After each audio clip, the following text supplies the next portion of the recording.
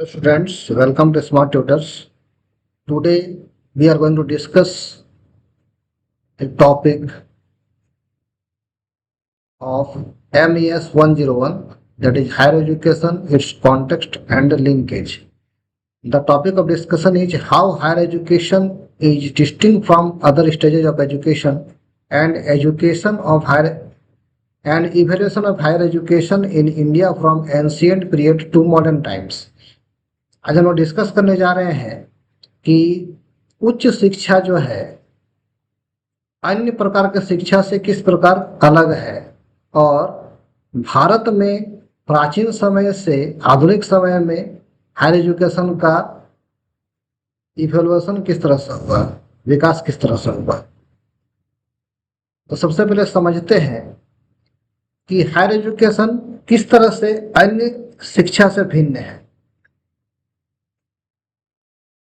उच्च शिक्षा अन्य शिक्षा से कई चरणों में भिन्न है, क्योंकि यह उन्नत ज्ञान, विशिष्ट कौशल और पेशेवर विकास पर केंद्रित होती है, जो व्यक्तियों को करियर, अनुशासन और नेतृत्व भूमिकाओं के लिए तैयार करती है।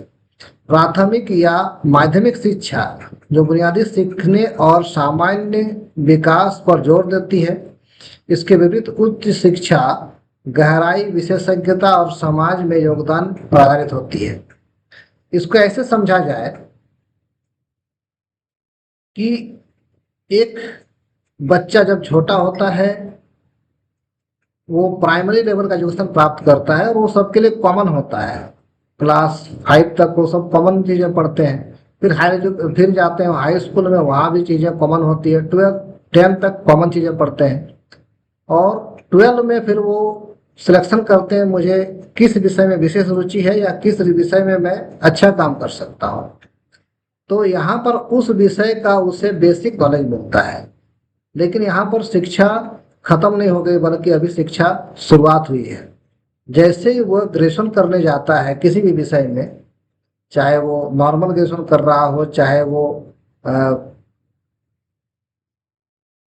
स्पेशल एजुकेशन ले रहा हो, किसी भी तरह से, मान लीजिए वो सिंपल BA, BCom, BSc कर रहा है या फिर प्रोफेशनली वो मेडिकल साइंस की पढ़ाई कर रहा है, इंजीनियरिंग कर रहा है, टेक्नोलॉजी की पढ़ाई कर रहा है, कुछ भी कर रहा है, तो उस जगह पर उसका उद्देश्य केवल शिक्षा प्राप्त नहीं करना है, बल्कि उसे उस शिक्षा में एक्सपर्ट होना है। जिस चीज़ को पढ़ रहा है उसमें एक्सपर्ट होना है और इतना एक्सपर्ट होना है कि वो सोसाइटी के काम आ सके और अपना रोजगार चला सके और कंट्री का डेवलपमेंट कर सके। इसलिए हायर एजुकेशन जो है बाकी एजुकेशन से कई मामलों में अलग हो जाता है।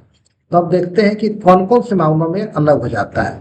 तो इसका पहला जो पॉइंट है वह है उद्देश्य। उद्देश्य मतलब हायर एजुकेशन का उद्देश्य क्या है और बाकी जो एजुकेशन का उद्देश्य क्या है। तो हम 3 प्रकार के एजुकेशन का बात करेंगे। सबसे पहले हम लोग प्राइमरी एजुकेशन का बात करेंगे, प्राथमिक शिक्षा। प्राथमिक शिक्षा मतलब क्लास 1 से लेकर 5 तक। इसका उद्देश्य क्या होता है? साक्षरता, या लिखने आ जाए बच्चे को, पढ़ने आ जाए बच्चे को समझ में आ जाए कि समाज में कैसे रहना है, किसको क्या कहते हैं, कहाँ पर क्या चीजें हैं, गिनती करने आ जाए, जोड़ घटाव करने आ जाए। ये हमारा प्राथमिक शिक्षा का उद्देश्य है। सेकेंडरी एजुकेशन, माध्यमिक शिक्षा का उद्देश्य क्या है? माध्यमिक शिक्षा का उद्देश्य यह है कि हम किसी चीजों का एनालिसिस कर सकें, सोच समझ, हम किसी चीज के बारे में समझ सकें, किसी सब्जेक्ट को विस्तृत रूप में पढ़ सकें, उसको किसी को बता सकें, या तैयारी इस प्रकार से कर सकें कि हम अपने से छोटों को समझा सकें। लगभग इतना ही इसका उद्देश्य होता है। वहीं हायर एजुकेशन की बात करें तो इसका उद्देश्य होता है स्पेशल नॉलेज, मतलब हमको एक्सपर्ट होना है उस चीज में। हमको सोच तो रखनी है, लेकिन विश्लेषणात्मक नहीं बल्कि आलोचनात्मक, क्रिटिकल सोच रखनी है। हम उस पर आलोचनात्मक अध्ययन कर सके, आलोचनात्मक विचार व्यक्त कर सके, हम इनोवेशन कर सके, नवाचार कर सके, हम व्यक्तियों, मतलब जो बच्चे पढ़ाई कर रहे हैं उसका करियर डिसाइड हो सके, हम रिसर्च कर सके, समाज में उस चीज को, अपने नॉलेज को कैसे हम बाकी लोगों को उसका फायदा दे सके समाज में। ये होना चाहिए इसका उद्देश्य। दूसरा पॉइंट इसका है पाठ्यक्रम की गहराई, करिकुलम डेप्थ। जो प्राथमिक और माध्यमिक लेवल का एजुकेशन होता है उसमें जो करिकुलम होता है वो नॉर्मल होता है, वो जनरल होता है। लेकिन जैसे हम हायर एजुकेशन की बात करेंगे तो वहाँ पाठ्यक्रम स्पेशल होगा, वहाँ एक्सपर्ट नॉलेज की आवश्यकता है। तो ये किस क्षेत्र में काम आएगा? ये हर क्षेत्र में काम आएगा, चाहे इंजीनियरिंग का क्षेत्र हो, चाहे चिकित्सा का हो, चाहे कानून का हो, चाहे कला का हो, चाहे टेक्नोलॉजी का हो, चाहे विज्ञान का हो। हर सेक्टर के करिकुलम को उस तरह से डिजाइन किया जाता है जो वहाँ प्रैक्टिकली काम आए और जिससे सोसाइटी को फायदा हो सके, जिससे रोजगार सृजन किया जा सके, जिससे हम कंट्री का डेवलपमेंट कर सकें। पॉइंट नंबर 3 जो है वह है सीखने की स्वायत्तता, लर्निंग ऑटोनॉमी। जो प्राथमिक या माध्यमिक लेवल की शिक्षा है यह शिक्षक निर्देशित शिक्षा होती है, मतलब टीचर जैसा समझाते हैं बच्चे वही सीखते हैं, टीचर जो सिखाते हैं बच्चे वही सीखते हैं। उनमें सोचने और विचार करने का भाव नहीं आता। लेकिन हायर एजुकेशन में क्या होता है कि छात्रों का पाठ्यक्रम चुनने की आज़ादी होती है, वो अपने चॉइस से किसी भी विषय को चुन सकते हैं और उस पर अपना करियर बना सकते हैं, तो उन्हें चुनने की आज़ादी होती है। स्टूडेंट स्वतंत्र होते हैं और जिम्मेवार भी बनते हैं वो एजुकेशन को प्राप्त करने के बाद। पॉइंट नंबर 4 स्किल डेवलपमेंट, कौशल विकास। प्राइमरी और सेकेंडरी एजुकेशन जो है उसका फोकस कुशलता पर नहीं होता बल्कि बेसिक नॉलेज पर होता है। मतलब छात्र उसको सीख कर सामान्य ज्ञान रख सकते हैं, एक्सपर्ट नहीं हो सकते उस पर। Focus on basic cognitive and social skill, बस इतना ही होता है कि वो किसी को सीख सके। लेकिन हायर एजुकेशन का उद्देश्य क्या है?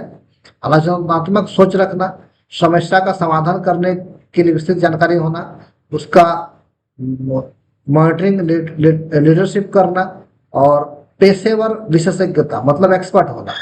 तो ये सब चीज है इसका कुशलता का विकास होगा। पांचवा पॉइंट है सोशल एंड इकोनॉमिक रोल, सामाजिक और आर्थिक भूमिका। जो प्राइमरी और सेकेंडरी एजुकेशन का है इसका सामाजिक और आर्थिक भूमिका इतना ही है कि व्यक्तिगत विकास हो जाए बच्चे का और अच्छा नागरिक बन सके। लेकिन हायर एजुकेशन का उद्देश्य इनसे थोड़ा एडवांस है, उसको व्यक्तिगत विकास तो होना ही चाहिए, अच्छा नागरिक तो बनना ही चाहिए, लेकिन साथ में अपने काम में एक्सपर्ट होना चाहिए ताकि वो देश के आर्थिक विकास में योगदान कर सके, कोई नया चीज को खोज सके, सोसाइटी के डेवलपमेंट में अपना योगदान दे सके, चाहे पेशेवर के रूप में हो, चाहे शोधकर्ता के रूप में हो, चाहे पॉलिसी फॉर्मेटर के रूप में हो। तो सोसाइटी में अपना योगदान देना, कंट्री में अपना योगदान देना इसका उद्देश्य हो जाता है। अगला पॉइंट है ग्लोबल पर्सपेक्टिव, वैश्विक दृष्टिकोण। अगर वैश्विक दृष्टिकोण से देखा जाए तो प्राइमरी और सेकेंडरी एजुकेशन का कोई उद्देश्य नहीं रह जाता, लेकिन हायर एजुकेशन का उद्देश्य काफी गहरा है। हायर एजुकेशन के बाद स्टूडेंट इंटरनेशनली सपोर्ट करने के लिए सक्षम हो जाता है, देश विदेश में जाके काम कर सकता है, एक्सचेंज का काम कर सकता है, अपने नॉलेज को शेयर कर सकता है, रिसर्च कर सकता है, नेटवर्क बना सकता है, कई तरह से वो काम कर सकता है। वो अपने कंट्री के अलावा दूसरे कंट्री में भी काम कर सकता है, वहाँ बिजनेस कर सकता है, कुछ भी वहां पर किया जा सकता है। तो हायर एजुकेशन का उद्देश्य बिल्कुल अलग हो जाता है। अब आगे चलते हैं हम लोग, evolution of higher education in India from ancient period to modern times. कि प्रारंभ में हायर एजुकेशन का किस प्रकार से उदय हुआ या किस प्रकार से ये विस्तृत हुआ और अभी किस तरह से विस्तृत हो रहा है, तो समझते हैं इस चीज को। भारत में उच्च शिक्षा का विकास प्राचीन गुरुकुल और विश्व प्रसिद्ध विश्वविद्यालय जैसे नालंदा और तक्षशिला से शुरू हुई है। मध्यकाल में मदरसों और औपनिवेशिक विश्वविद्यालयों के दौर से गुजरते हुए आज के आधुनिक समय में 1000 से अधिक यूनिवर्सिटी और 53,000 से अधिक कॉलेज हैं। यह यात्रा भारत में सांस्कृतिक, राजनीतिक और तकनीकी परिवर्तन को दर्शाती है। मतलब हायर एजुकेशन के डेवलपमेंट के लिए 1000 से ज्यादा यूनिवर्सिटी है और 53,000 से ज्यादा कॉलेजेज हैं। तो इसका अभी बहुत ज्यादा विस्तार हुआ है।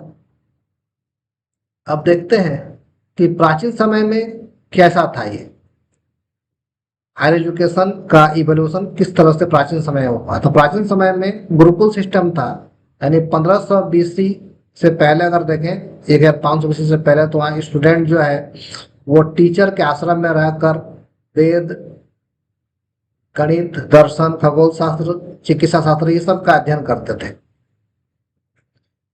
दूसरा, तक्षशिला जो है 5th सेंचुरी में आया, 5वीं शताब्दी ईसा पूर्व। भारत में पहला महान विश्वविद्यालय माना जाता है, यह एशिया भर के विद्वान इसमें पढ़ते थे।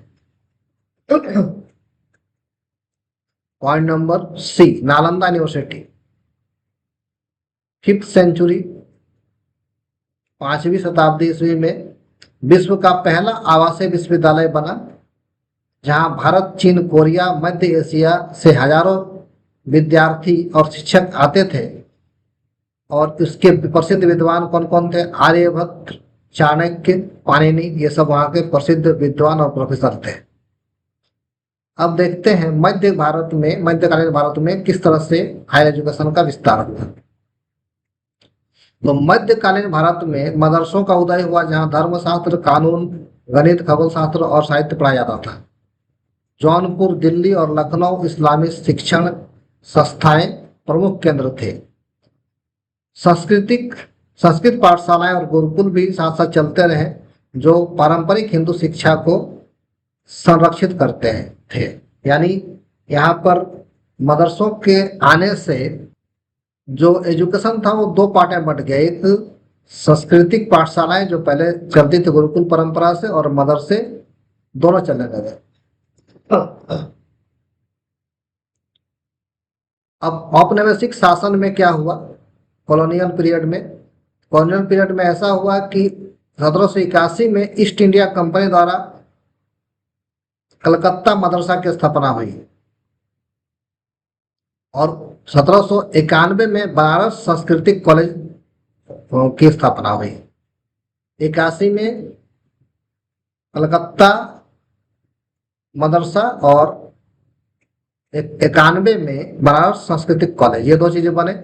अब उसके बाद 1857 में कलकत्ता, बॉम्बे और मद्रास विश्वविद्यालय की स्थापना हुई, जो ब्रिटिश मॉडल पर आधारित थे। मतलब यहाँ से शिक्षा का स्तर बदल गया। और 1835 में अंग्रेजी शिक्षा को बढ़ावा दिया गया, जिससे पारंपरिक शिक्षा से पश्चिमी पाठ्यक्रम को बढ़ावा मिला। हायर एजुकेशन के लिए औपनिवेशिक प्रशासन साधन बनी, लेकिन इससे राष्ट्रवादी नेताओं और सुधारकों को भी तैयार किया। मतलब उसी समय राष्ट्रवादी नेता भी तैयार हुए, समाज सुधारक भी तैयार हुए। इस तरह से परिवर्तन आता गया।